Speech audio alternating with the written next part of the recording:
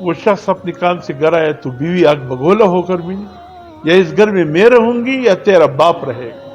तो क्या हुआ अल्लाह की बंदी, क्या हुआ, मैं तकमांदा आ जाता हूँ, ये भी जुल्म है। दिन भर का तकमांदा शोहर घर आए और बीवी आग बगोला होकर इस्तेकबाल करे, ये भी जिंदगी का एक बहुत बड़ा आजाद। इसलिए फरमाया उन लोगों से कहा गया जिनकी जिंदगी तल्ख हो जाती है बातचीत की वजह से, शौहर से कहा गया कि जब तुम घर में आओ मुस्करा कर दाखिल हो।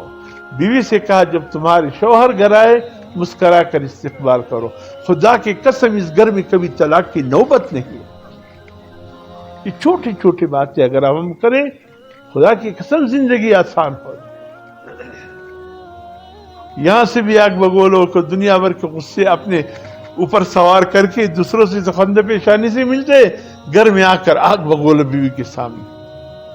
और बीवी भी फिर ऊपर से वो भी आग बगोला होती, जिन भर की काम काज में उसको भी ऐसा क्या होता है, उसने भी सर को किसी रुमाल से बांध कर, मेरे सिर में सुबह से दर्द है, तुम उल्टे आकर, फिर यही इस्तेकबाल होगा। तुम जरा मुस्करा कर मिलो, वहां से भी मुस्करा कर इस्तेकबाल हो। घर में आकर हम मुस्कराना भूल जाते हैं। कोर चरा समय युक्षणी पयो खारा ननौजी बलक्षणी बलगारा ननौजी बीवी शजमी बल तरफ तजी तासी फकुर के माहौल में जो कर जरा से बेरी भावते इंसान रानन होते कि जनावर रावनन होते को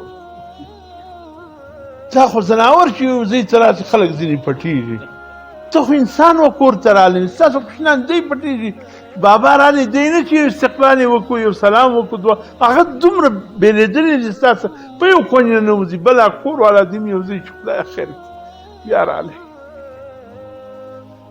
ता नदी दगा दाद जन फन नसिया करते तो पखंदा कुछना न सर यो श ताल्लुक जोड़ का अस्सलाम वालेकुम वो पकोर करा दे ये सोक नो आयो जो दोलस कालो कुछनी पकोर के नास तो और ता सलाम न वाचोय वा कुछनी ता अल्लाह तुम्हारा अकल वर करे प्लार तदाओ इले से बाबा उलार सा प्यारा से सलाम रावा छो अल्लाह हो गया कुछनी ता अल्लाह तुम्हारा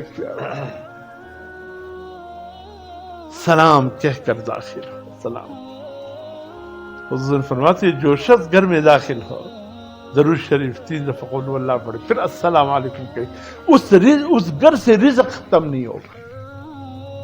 रिज़्क़ खत्म कोई भी ना हो तब भी सलाम डालिए, खाली घर हो तब भी सलाम डालिए। सलामती के अल्फाज ये दुआ है, अस्सलाम वालेकुम दुआ है। दुआ फरमाया जब